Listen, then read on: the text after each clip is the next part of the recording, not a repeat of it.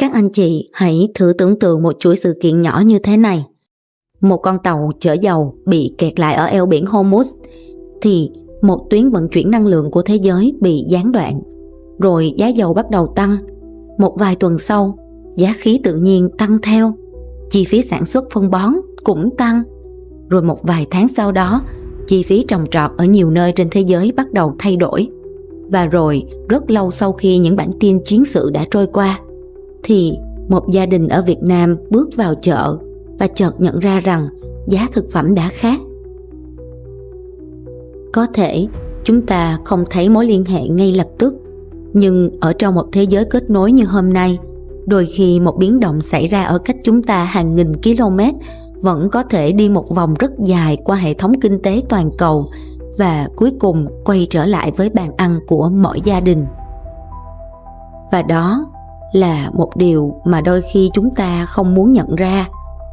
Những cuộc chiến của nhân loại thường bắt đầu bằng vũ khí, nhưng chúng luôn kết thúc bằng lương thực.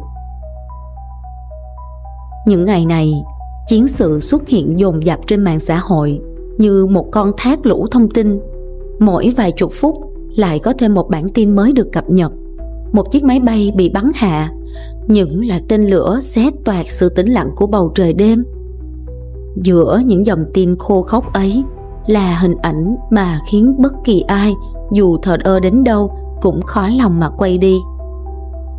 Ai cũng đang nghĩ tới tại sao những khu phố đã từng rất bình lặng, vậy mà bây giờ khói lửa triền miên. Nó đã bị phá hủy hoàn toàn. Những căn nhà tan hoang đổ nát, những khuôn mặt phủ đầy bụi đen với đôi mắt vô hồn bên cạnh những chiếc ba lô thì nhúm đầy máu của những người học sinh, những đứa trẻ. Chiến tranh vì thế không còn là khái niệm xa xôi trên bản đồ chiến lược.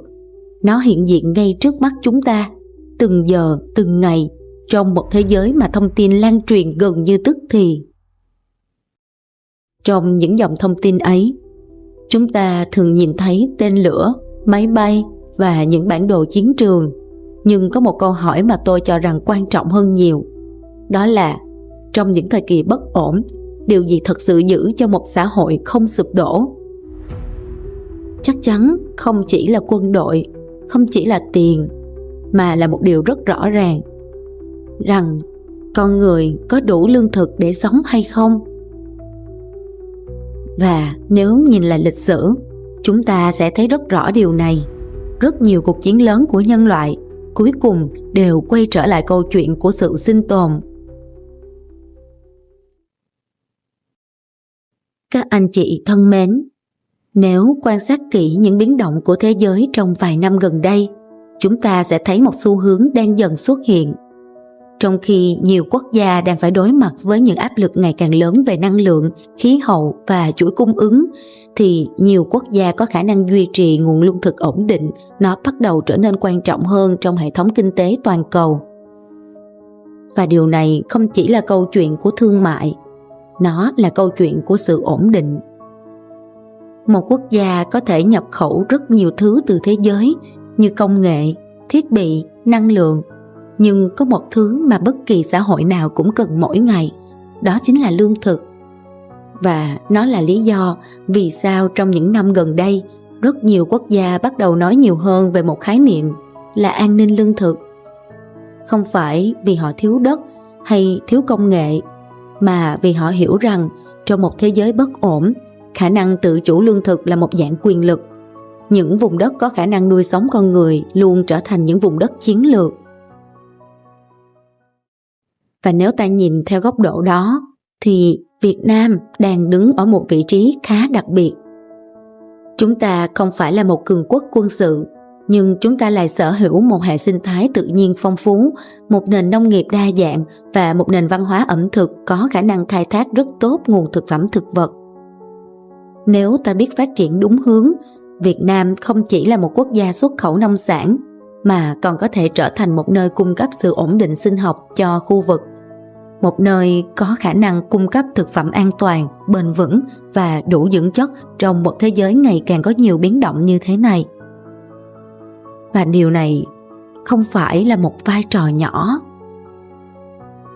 Trong khi một thế giới quá nhiều xung đột, thì những quốc gia giúp duy trì sự sống thường có ảnh hưởng sâu sắc hơn những quốc gia chỉ tham gia vào cuộc chạy đua về quyền lực. Và có lẽ trong thế kỷ này, một phần ảnh hưởng của Việt Nam đối với thế giới sẽ không đến từ sức mạnh quân sự, mà đến từ khả năng nuôi dưỡng sự sống. Nếu anh chị có theo dõi những podcast trước của Kim, các anh chị sẽ biết rằng nhịp vận hành của chu kỳ này không phải là bùng nổ chiến tranh ngay lập tức, mà nó là một giai đoạn giằng co kéo dài. Nó giống như những đường cong của một biểu đồ parabol, khi lực nén tích tụ dần theo thời gian, tạo ra những pha trồi lên và lắng xuống liên tiếp trước khi đạt tới một điểm bùng phát lớn hơn. Mà ngay tại điểm đó, không quá xa hiện tại, một cuộc đại chiến toàn cầu sẽ là điều khó tránh khỏi. Vậy cho nên, những xung đột mà chúng ta đang thấy lúc này không phải là dấu hiệu của sự kết thúc, mà là những chuyển động ban đầu trong một chuỗi dao động dài hơn của chu kỳ. Kim luôn nhắc đi nhắc lại điều này. Và chính vì thế, trong podcast ngày hôm nay, Kim sẽ không đi sâu vào tình hình chiến sự. Thay vào đó, chúng ta sẽ cùng nhìn vào một yếu tố khác đang vận hành phía sau những xung đột ấy. Một yếu tố rất gần với đời sống của mỗi chúng ta. Đó chính là lương thực. Tôi là Vajna Thiên Kim.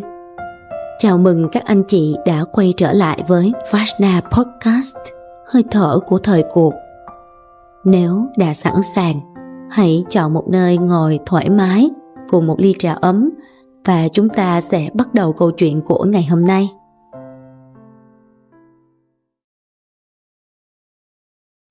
Các anh chị thân mến, nếu nhìn theo hệ thống, thế giới đang rơi vào trạng thái xung đột cường độ thấp nhưng kéo dài, với những đợt bùng lên theo nhịp chính trị, quân sự. Điều này không có nghĩa là chiến tranh thế giới ngày mai sẽ nổ ra. Nó có nghĩa là rủi ro bị đứt gãy chuỗi cung ứng được tái định giá thường trực.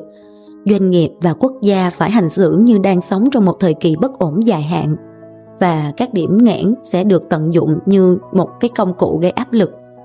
Và khi quan sát sâu hơn một chút, chúng ta sẽ nhận ra rằng chiến tranh hiện đại không chỉ diễn ra trên chiến trường, mà nó còn diễn ra trong những hệ thống vận hành âm thầm của thế giới, những hệ thống mà bình thường chúng ta không dễ để ý tới. Nói cách khác, chiến tranh không chỉ là đánh nhau, chiến tranh là làm hệ thống của đối phương vận hành đắt hơn và khó nhằn hơn. Đấy, một trong những hệ thống quan trọng nhất trong số đó chính là hệ thống nuôi sống con người. Bởi vì suy cho cùng, một quốc gia có thể chịu đựng rất nhiều áp lực trong chiến tranh, như áp lực kinh tế, áp lực chính trị, thậm chí là tổn thất quân sự. Nhưng có một giới hạn mà bất kỳ xã hội nào cũng khó có thể vượt qua. Đó là khi hệ thống nuôi sống con người bắt đầu bị đứt gãy.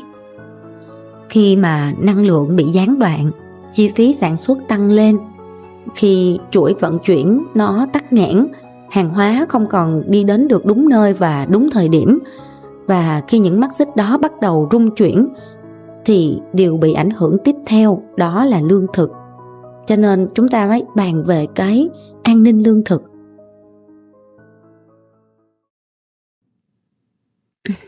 Trong một thế giới kết nối chặt chẽ như hiện nay, những biến động địa chính trị vì thế không thể dừng lại ở những khu vực xảy ra quân sự hay chiến sự. Chúng sẽ phải lan rộng qua những hệ thống khác như là các tuyến hàng hải, các chuỗi cung ứng, những dòng năng lượng và nguyên liệu đang vận hành nền kinh tế và cuộc sống trên toàn cầu. Và chúng ta cũng có thể thấy rằng chỉ cần một vài điểm trong hệ thống đó bị gián đoạn thì toàn bộ mạng lưới có thể bắt đầu dao động.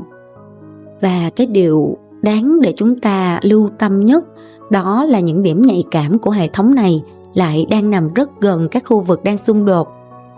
Những tuyến hàng hải chiến lược như eo biển Hormuz, Bab el-Mandeb hay kênh đào Suez không chỉ là những cái tên trên bản đồ, chúng là những họng mạch của nền kinh tế toàn cầu, nơi phần lớn năng lượng và hàng hóa của thế giới phải đi qua.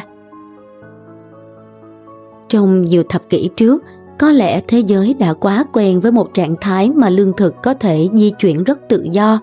Một quốc gia có thể trồng lúa mì ở nơi này, xuất khẩu sang nơi khác. Một vùng đất sản xuất ngô, đậu nành hay gạo có thể nuôi sống hàng triệu người ở những nơi mà cách đó hàng nghìn km. Hệ thống vận hành của thế giới hiện đại khiến chúng ta gần như quên mất rằng lương thực thực ra là một yếu tố địa chính trị cực kỳ quan trọng. Nhưng mà sau khi chiến tranh xuất hiện, những đường kết nối ấy tưởng chừng như rất ổn định, nó sẽ bắt đầu lộ ra những điểm yếu chí mạng.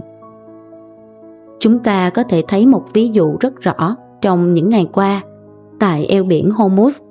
Đó không phải là một địa danh nổi bật với phần lớn người dân, nhưng đối với hệ thống năng lượng toàn cầu thì nó giống như một van tim. 1/5 lượng dầu mỏ vận chuyển bằng đường biển của thế giới phải đi qua tuyến này để tới các trung tâm tiêu thụ ở châu Á và châu Âu, và vì vậy chỉ cần nguy cơ gián đoạn tăng lên thôi, chưa cần phải phong tỏa hoàn toàn thị trường, thì đã có bắt đầu những phản ứng mạnh mẽ. Điều đầu tiên phản ứng thường không phải là giá dầu trên bảng điện tử tài chính, mà là chi phí rủi ro. Khi một tuyến hàng hải bước vào một giai đoạn bất ổn, các hãng tàu phải tính toán lại toàn bộ bài toán vận hành. Có đi qua được không? Đi qua bằng cách nào? Rồi có cần đổi tuyến không? Rồi đi cùng với đó là bảo hiểm chiến tranh, phí thuê tàu, phí an ninh và cả thời gian vận chuyển tăng lên đáng kể nếu đổi tuyến. Nhiều khi chỉ riêng việc vòng tuyến lại cũng đã đủ khiến thời gian giao hàng kéo dài, rồi làm phát sinh thêm chi phí nhiên liệu và chi phí tồn kho. Vậy trở lại chủ đề mà Kim muốn chia sẻ với các anh chị ngày hôm nay, đó là cái mức quan trọng của yếu tố lương thực. Vậy chúng ta sẽ phân tích 3 mắt xích năng lượng trong nông nghiệp, và đây cũng là điểm mà nhiều người không để ý. Bởi năng lượng không chỉ là xăng cho xe chạy, năng lượng là chi phí nền của cả hệ thống sản xuất và vận hành hiện đại. Nếu năng lượng tăng giá thì mọi thứ tăng giá theo, nhưng có một lĩnh vực phản ứng theo kiểu dây chuyền rất rõ, đó chính là nông nghiệp. Nông nghiệp hiện đại có 3 điểm phụ thuộc rất sâu vào năng lượng. Đầu tiên đó là sự vận hành, vì nó liên quan đến máy móc, bơm tưới, hệ thống nhà kính, sấy, bảo quản lạnh. Tất tần tật cái này đều cần năng lượng. Cái thứ hai là vận chuyển. Thì nông sản là thứ dễ hỏng mà, nó cần đi nhanh, cần bảo quản, cần kho lạnh, cần logistics. Khi giá dầu tăng, chi phí vận tải tăng, chi phí bảo quản cũng sẽ tăng, và giá thành sẽ đội lên ngay cả khi sản lượng không đổi. Yếu tố thứ ba đó là phân bón hóa học, đặc biệt đó là phân đạm. Đây là mắt xích quan trọng nhất mà chúng ta thường không để ý. Vậy bây giờ chúng ta sẽ cùng nhau nói tới cái điểm thứ ba này, cái mắt xích vô cùng quan trọng. Các anh chị thân mến, khi chúng ta nói đến việc giá năng lượng tăng, giá phân bón tăng hay chi phí vận tải tăng, thì nhiều người sẽ nghĩ rằng đó chỉ là câu chuyện của thị trường, giá tăng thì thị trường tự điều chỉnh.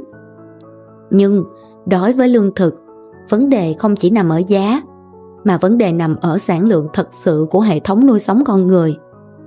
Để hiểu điều này, chúng ta cần nhìn vào cách nông nghiệp hiện đại vận hành. Trong thế kỷ trước, đặc biệt là cuộc cách mạng xanh, năng suất nông nghiệp toàn cầu tăng mạnh nhờ 3 yếu tố. 1 là giống cải tiến, 2 là cơ giới hóa, 3 là phân bón hóa học. Phân bón, đặc biệt là phân đạm như ammonia, ure, đóng vai trò gần như quyết định đối với năng suất của nhiều loại cây lương thực như là lúa, lúa mì, ngô. Nói một cách đơn giản, phần lớn sản lượng lương thực mà thế giới đang có hôm nay không chỉ đến từ đất đai, mà đến từ lượng dinh dưỡng được bổ sung từ bên ngoài hệ sinh thái. Khi giá phân bón tăng mạnh hoặc nguồn cung phân bón bị gián đoạn, người nông dân sẽ buộc phải tự điều chỉnh. Họ có thể giảm lượng phân bón, chuyển sang trồng cây ít đầu vào hơn hoặc thu hẹp diện tích canh tác để tránh rủi ro. Những điều chỉnh đó nhìn qua thì có vẻ nhỏ, nhưng khi diễn ra trên quy mô hàng triệu hectare đất nông nghiệp, nó bắt đầu ảnh hưởng đến tổng sản lượng của hệ thống. Và khi sản lượng của hệ thống giảm đi, câu chuyện không còn là giá tăng, nó bắt đầu trở thành câu chuyện của thiếu hụt cục bộ. Đây chính là điểm mà khái niệm an ninh lương thực xuất hiện. Khi ta nói tới an ninh lương thực, nó không chỉ có nghĩa là có đủ thức ăn trên thế giới hay không, nó có nghĩa là mỗi xã hội phải có khả năng tiếp cận ổn định với lượng lương thực trong thời kỳ bất ổn. Và ở trong thời kỳ ổn định, nếu một quốc gia thiếu lương thực thì sao? Thì họ có thể nhập khẩu. Thị trường toàn cầu sẽ phân phối lại sản lượng từ nơi dư thừa sang nơi thiếu hụt. Nhưng ở trong những giai đoạn căng thẳng, chiến tranh, khủng hoảng năng lượng, gián đoạn vận tải và các quốc gia thì rối loạn từ nội bộ cho tới ngoại biên, xu hướng nó sẽ là bảo vệ nguồn cung của chính mình trước tiên. Họ sẽ phải tăng lượng dự trữ, hạn chế xuất khẩu hoặc ưu tiên thị trường trong nước trước. Khi điều đó xảy ra thì hệ thống lương thực toàn cầu bắt đầu vận hành theo một logic khác, rằng ai có đủ nguồn cung ổn định sẽ giữ ổn định được xã hội, còn ai phụ thuộc quá nhiều vào bên ngoài thì sẽ dễ bị tổn thương hơn. Và trong toàn bộ chuỗi phản ứng đó, người chịu tác động cuối cùng thường không phải là những người đứng đầu hệ thống. Vì sao? Vì các công ty năng lượng thì có thể điều chỉnh giá, các nhà buôn nông sản thì có thể phòng ngừa rủi ro, các quốc gia giàu thì có thể tăng dự trữ và mua trước. Nhưng ở cuối chuỗi luôn có một nhóm ít khả năng điều chỉnh nhất, đó chính là những người tiêu dùng bình thường. Một gia đình lao động không thể mua trước lúa gạo cho cả năm, cũng không thể chuyển đổi hệ thống tiêu dùng một cách nhanh chóng. Khi giá thực phẩm tăng, họ buộc phải cắt giảm những khoản chi khác hoặc giảm chất lượng dinh dưỡng của bữa ăn. Vì vậy, trong nhiều cuộc khủng hoảng lịch sử, lương thực không chỉ là vấn đề kinh tế, nó trở thành một vấn đề căng thẳng nghiêm trọng của xã hội. Chúng ta thực ra đã thấy điều đó trong nhiều giai đoạn của thế kỷ trước. Khi giá lương thực tăng quá nhanh, những căng thẳng xã hội bắt đầu xuất hiện. Không phải vì con người đột nhiên muốn xung đột đâu, mà vì bữa ăn hàng ngày của họ trở nên mong manh hơn. Và đó cũng là lý do vì sao trong những thời kỳ bất ổn của thế giới, câu chuyện lương thực luôn được các chính phủ, các nhà hoạch định chính sách và các nhà nghiên cứu xem là một vấn đề chiến lược. Không phải vì lương thực là thứ hiếm nhất, mà vì đó là thứ mà mọi xã hội cần mỗi ngày và nó không thể trì hoãn. Khi Kim nhìn theo góc độ đó, câu chuyện lương thực không chỉ còn là câu chuyện của nông nghiệp, nó là câu chuyện của sự ổn định của cả một xã hội. Phân tích đến đây, vậy ta không thể bỏ qua yếu tố nếu các quốc gia bắt đầu bảo vệ nguồn cung thì sao? Giờ ta sẽ phân tích rộng ra hơn một chút. Vì nếu chỉ nhìn vào câu chuyện năng lượng và phân bón, chúng ta vẫn chưa thấy hết rủi ro của hệ thống. Nhiều người chỉ nghĩ chiến tranh thì nó ảnh hưởng đến nhiều thứ, nhưng nó ảnh hưởng đến lương thực chỉ khi bom đạn phá hủy ruộng đồng. Điều đó đúng, nhưng trong thế giới hiện đại, lương thực có thể bị ảnh hưởng nhanh hơn rất nhiều bởi những yếu tố khác nữa. Khi một khu vực bước vào trạng thái chiến sự, các tuyến vận tải sẽ lập tức trở nên đắt đỏ hơn, phí bảo hiểm chiến tranh tăng lên, nhiều tàu phải đổi hướng, thời gian vận chuyển kéo dài. Chỉ cần chi phí logistics tăng lên thì giá thực phẩm đã bắt đầu phải chịu áp lực. Không chỉ vậy, thị trường tài chính cũng phản ứng rất nhanh. Giá hợp đồng nông sản nó sẽ tăng trước khi cả sự thiếu hụt thật sự xảy ra. Chi phí vốn của các nhà nhập khẩu tăng lên, và cuối cùng tất cả những chi phí đó vẫn quay trở lại một nơi quen thuộc. Đó là giá thực phẩm mà người tiêu dùng phải trả. Và khi giá bắt đầu biến động, các quốc gia thường phản ứng bằng cách dự trữ nhiều hơn, hạn chế xuất khẩu hoặc điều chỉnh chính sách nội địa. Những phản ứng đó nhìn riêng lẻ thì có thể hợp lý, nhưng khi nhiều quốc gia cùng làm như vậy, dòng chảy lương thực toàn cầu sẽ bắt đầu bị chậm lại. Và khi đó, lương thực không còn chỉ là câu chuyện của nông dân hay thị trường nông sản nữa. Nó sẽ trở thành vấn đề an ninh của một quốc gia. Bởi vì trong những thời kỳ bất ổn, khả năng duy trì nguồn lương thực ổn định cho người dân không chỉ là một vấn đề kinh tế, nó là một trong những nền tảng của ổn định xã hội. Và chính trong bối cảnh đó, một câu hỏi Kim nghĩ rằng chúng ta cần bắt đầu suy nghĩ nghiêm túc bây giờ là trong một thế giới mà năng lượng, logistics và chuỗi cung ứng đều có thể bị gián đoạn bởi những xung đột địa chính trị, những quốc gia có khả năng duy trì nguồn lương thực ổn định liệu sẽ được giữ vai trò gì trong trật tự thế giới mới? Và nếu nhìn từ góc độ này, thì Việt Nam, một quốc gia nằm trong vùng khí hậu nhiệt đới với hệ sinh thái nông nghiệp phong phú, ít có khả năng bị cuốn vào vòng chiến sự nữa, nó có lẽ đang đứng ở một vị thế rất đặc biệt. Các anh chị thân mến, bây giờ chúng ta hãy quay trở ngược lại thời gian một chút để quan sát những thời kỳ như vậy của lịch sử. Chúng ta đã thấy những quốc gia trở nên giàu có nhờ chiến tranh, nhưng cũng có những quốc gia trở nên quan trọng nhờ khả năng nuôi sống con người. Trong thế kỷ 20, chúng ta đã thấy điều đó rất rõ. Khi chiến tranh lan rộng ở nhiều khu vực, những quốc gia có khả năng sản xuất và cung cấp lương thực ổn định thường nắm giữ một vị trí đặc biệt trong hệ thống kinh tế toàn cầu. Họ không chỉ xuất khẩu nông sản, họ xuất khẩu sự ổn định. Bởi vì trong những thời kỳ bất ổn, một quốc gia có thể thiếu nhiều thứ như công nghệ, tài nguyên, năng lượng, nhưng có một thứ mà bất kỳ xã hội nào cũng cần mỗi ngày và không thể trì hoãn, như tất cả chúng ta đều biết, đó là lương thực. Nếu nhìn theo góc độ đó, thì Việt Nam của chúng ta thực sự đang là một vị trí đặc biệt trên bản đồ toàn cầu. Chúng ta không phải là một cường quốc quân sự, chúng ta cũng không phải là trung tâm tài chính của thế giới, nhưng chúng ta lại sở hữu một điều mà nhiều nơi đang ngày càng thiếu hụt, đó là khả năng nuôi sống con người từ hệ sinh thái tự nhiên phong phú của mình. Việt Nam chúng ta nằm một trong những vùng khí hậu đa dạng và màu mỡ nhất của châu Á.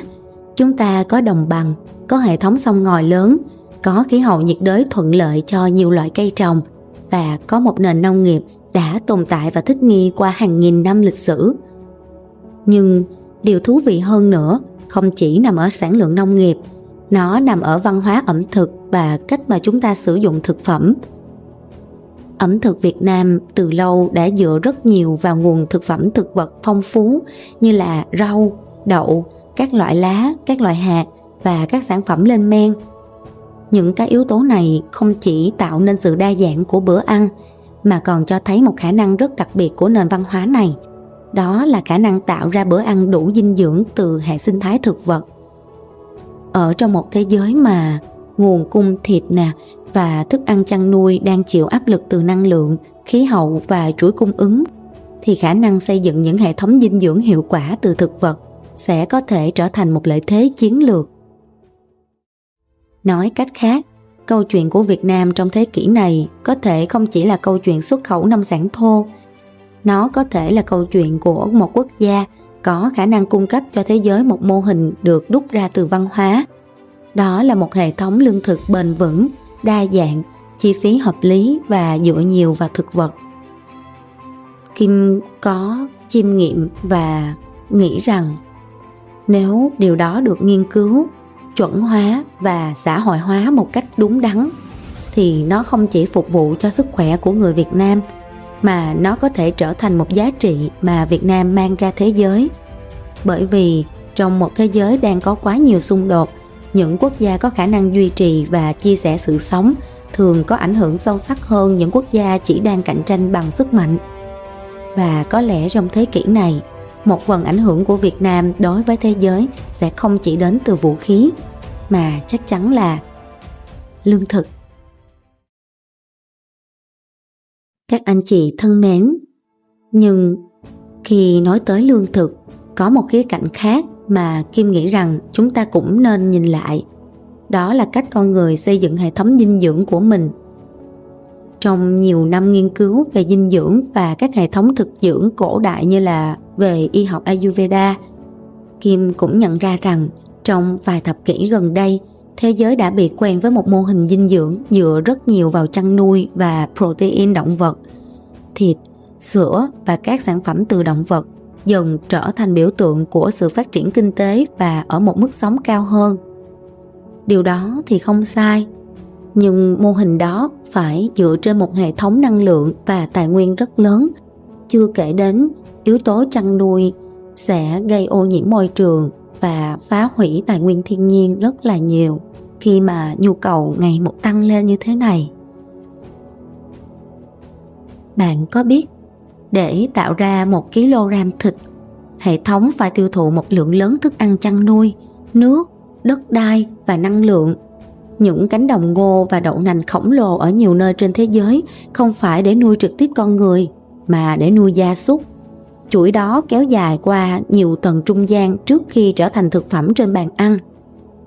Trong một thời kỳ ổn định, hệ thống này có thể vận hành trơn tru, nhưng khi năng lượng nó tăng giá, khi phân bón cũng tăng, khi vận tải trở nên bất ổn và khi khí hậu bắt đầu làm thay đổi mùa vụ, thì toàn bộ chuỗi sản xuất đó bắt đầu trở nên dễ tổn thương hơn rất nhiều. Và đó là lúc mà chúng ta cần bắt đầu đặt lại một câu hỏi cơ bản, rằng liệu con người có thể xây dựng những hệ thống dinh dưỡng hiệu quả hơn, ít phụ thuộc hơn vào chuỗi trung gian kéo dài và tận dụng trực tiếp nguồn thực vật từ tự nhiên hay không?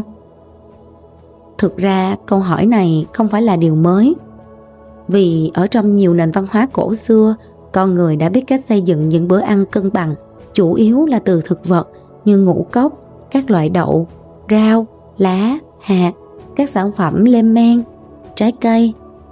Những hệ thống dinh dưỡng này không phải là để ăn kiêng hay ăn chay, mà chúng là những mô hình dinh dưỡng hoàn chỉnh được hình thành qua nhiều thế hệ kinh nghiệm.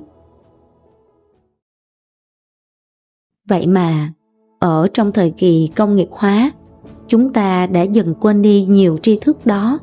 Chúng ta lại quen với những chuỗi cung ứng dài hơn, phức tạp hơn và tiêu tốn nhiều năng lượng hơn.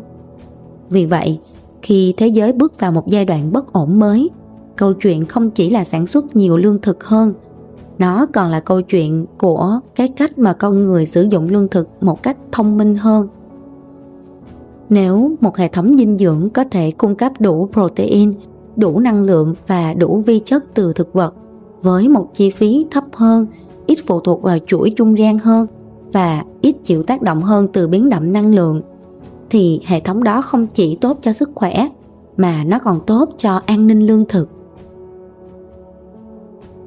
Nhưng ở đây lại xuất hiện một nỗi lo rất phổ biến. Rất nhiều người khi nghe đến việc ăn nhiều thực vật hơn thì ngay lập tức đặt câu hỏi liệu có thiếu chất không? Rồi có đủ protein không? Có đủ năng lượng cho cơ thể không? Vâng, đây là một câu hỏi hoàn toàn hợp lý. Bởi vì trong nhiều trường hợp, nếu việc chuyển đổi được thực hiện một cách cực đoan hoặc thiếu hiểu biết, thiếu kiến thức, thì bữa ăn thực vật có thể trở nên mất cân bằng.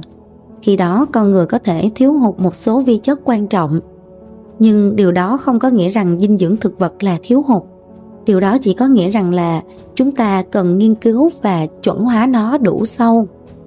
Có rất nhiều người, và bản thân Kim cũng vậy, là một người đã trải qua một quá trình ăn uống chỉ thuần thực vật một khoảng thời gian khá là dài, từ 3-4 năm trở lên, liên tục như vậy. Nhưng các bạn và các anh chị có thể thấy là Kim trông không bị thiếu chất, xanh xao, mảnh mai, mà hơn nữa là Kim có thể lực gần như là tốt hơn, khỏe hơn người bình thường rất là nhiều. Và bây giờ thì Kim cũng duy trì chế độ ăn theo lối sống Vajna, có ăn nhiều thực vật là chính, nhưng mà mình cũng có thể là lâu lâu ăn hải sản, ăn cá hay là ăn gà vịt, nhưng mà nó rất ít thôi. Và điều đó cũng có nghĩa là đây không phải là một sự ăn kiêng hay ăn chay, mà là hiểu biết về dinh dưỡng một cách đúng cách. Và còn nói sâu hơn nữa, đó là về thể tạng của cơ thể mỗi người nữa. Thì Kim hy vọng rằng là thời gian sắp tới có thể sớm phát hành cái tài liệu về dinh dưỡng và ăn uống đúng cách, có sự phối hợp từ cái kiến thức cổ xưa từ Đông Phương và kiến thức của y học Ayurveda để mọi người cùng được tiếp cận. Và bây giờ chúng ta hiểu rõ hơn về những rủi ro và hạn chế trong vấn đề an ninh lương thực nếu mọi biến động ngày càng leo thang. Thì câu hỏi đặt ra chính là chúng ta cần phải quan tâm làm thế nào có thể xây dựng được hệ thống dinh dưỡng dựa nhiều vào thực vật, những nguồn tài nguyên tự nhiên, nhưng vẫn đảm bảo đủ protein, vi chất và năng lượng cho con người. Kim cũng tin chắc rằng đây là một khoảng trống rất lớn mà nhiều quốc gia buộc phải bắt đầu quan tâm. Và nếu điều đó được nghiên cứu bài bản, được phổ biến trong cộng đồng và được tích hợp vào văn hóa ẩm thực, nó có thể tạo ra một mô hình rất thú vị. Đó là một hệ thống lương thực vừa bền vững về hệ sinh thái, vừa hiệu quả về dinh dưỡng và vừa phù hợp với khả năng kinh tế của nhiều tầng lớp xã hội. Nó vô hình chung cũng giải quyết được vấn đề an ninh lương thực. Và khi chúng ta nhìn lại từ góc độ đó, chúng ta sẽ thấy một điều đáng suy nghĩ. Có thể trong nhiều năm tới, sức mạnh của một quốc gia sẽ không chỉ nằm ở công nghệ hay tài chính, nó còn nằm ở khả năng trả lời một câu hỏi rất căn bản là làm thế nào để nuôi sống con người một cách bền vững trong một thế giới nhiều biến động. Và trong câu hỏi đó, những quốc gia có truyền thống ẩm thực phong phú, có hệ sinh thái nông nghiệp đa dạng và có khả năng sáng tạo trong cách chế biến thực phẩm thì khả năng cao có thể nắm giữ một lợi thế rất đặc biệt của thời đại.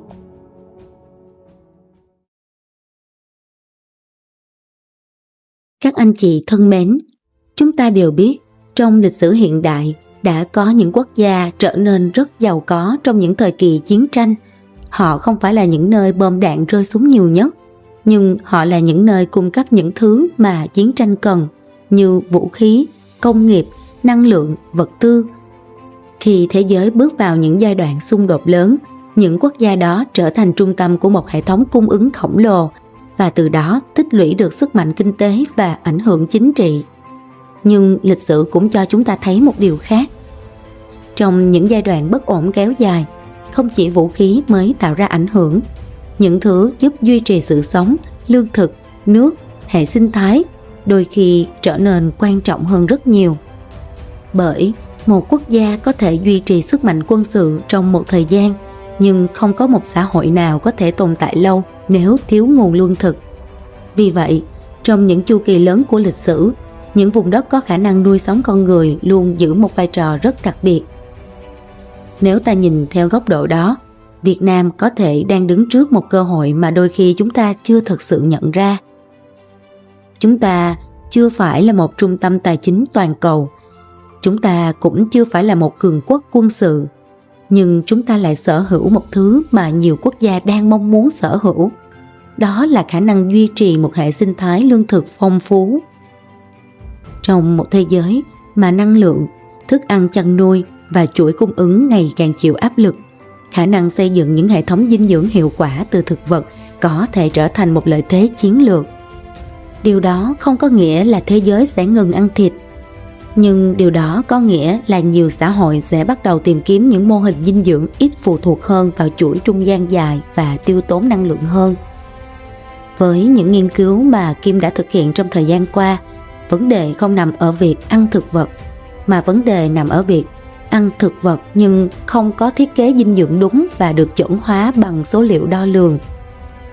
Khi hệ thống dinh dưỡng thực vật thiếu thiết kế, thiếu hiểu biết khoa học và thiếu chuẩn hóa, nó sẽ dễ dẫn đến sự mất cân bằng vi chất. Nhưng nếu những nghiên cứu này được mở rộng lâm sàng, được chuẩn hóa và được lan tỏa rộng trong cộng đồng, thì đó có thể trở thành một giá trị mà Việt Nam mang ra thế giới. Bởi vì trong một thế giới nhiều xung đột, ảnh hưởng của một quốc gia đôi khi không đến từ sự phá hủy, mà nó đến từ khả năng duy trì sự sống. Khi chúng ta phân tích đến đây, chắc hẳn anh chị cũng sẽ có cùng một cảm nhận như Kim. Nếu ngày càng có nhiều người có thể cùng nhìn về một hướng tương lai như vậy, cùng nghiên cứu, cùng kết hợp tri thức truyền thống với khoa học hiện đại, thì chúng ta có thể bắt đầu xây dựng những nền tảng rất cụ thể, như là những bộ nguyên tắc dinh dưỡng rõ ràng, những thực đơn được thiết kế phù hợp với cơ thể con người, những bằng chứng thực nghiệm có đo lường, có chuẩn hóa, những công nghệ hỗ trợ xanh cho sản xuất thực phẩm và những phương pháp thân thiện với môi trường mà không phụ thuộc nhiều vào phân hóa học. Khi đó, chúng ta mới có thể biến niềm tin thành hành vi. Chúng ta có thể xây dựng một thế hệ hiểu biết hơn về thực phẩm, sống đầy đủ hơn về dinh dưỡng và hòa thuận hơn với thiên nhiên. Và từ đó, Việt Nam có thể đóng góp cho thế giới với những giá trị rất đặc biệt. Không chỉ là gạo, cà phê hay trái cây, mà nó là một mô hình ẩm thực và dinh dưỡng có khả năng nuôi sống con người một cách hiệu quả, đa dạng và bền vững. Từ hệ sinh thái rau củ phong phú, văn hóa ẩm thực thực vật lâu đời, cho tới khả năng tự trồng và tự nuôi dưỡng thực phẩm ngay tại nơi con người đang sinh sống.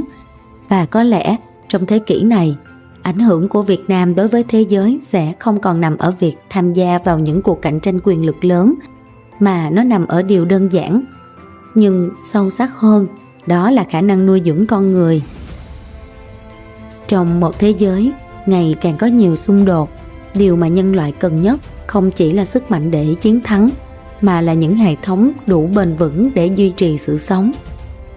Và đôi khi, những điều tưởng chừng như rất nhỏ bé, như một hạt giống, một mảnh đất, một bữa ăn, lại chính là những nền tảng âm thầm giữ cho xã hội đứng vững qua những thời kỳ biến động lớn.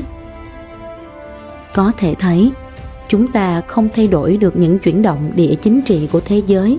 Chúng ta hoàn toàn không thể thay đổi hoàn cảnh, số phận.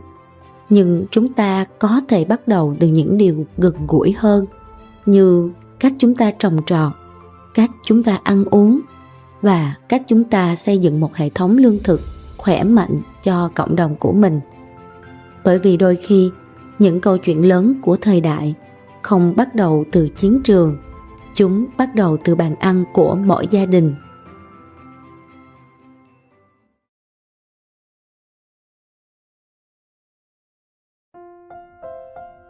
Các anh chị thân mến, trong những thời kỳ bất ổn của lịch sử, quyền lực luôn dịch chuyển. Có những thời kỳ quyền lực nằm ở vàng, có những thời kỳ quyền lực nằm ở dầu mỏ. Và có thể trong thế kỷ 21, Kim cho rằng một phần quan trọng của quyền lực nằm ở lương thực, không chỉ nằm ở sản lượng mà ở khả năng cung cấp thực phẩm ổn định, an toàn và đủ dưỡng chất cho xã hội.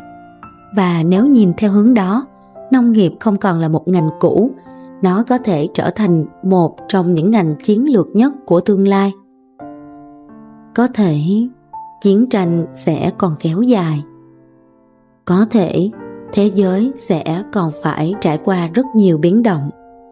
Nhưng trong mọi thời kỳ của lịch sử, luôn có những quốc gia và những con người biết nhìn thấy cơ hội trong sự dịch chuyển của thời đại.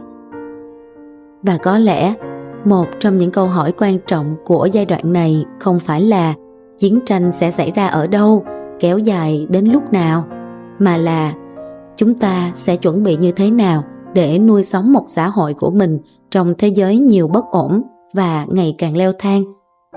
Và từ quyền lực đó, chúng ta cũng đủ khả năng để giúp đỡ cho thế giới bằng hòa bình và bằng tình yêu thương.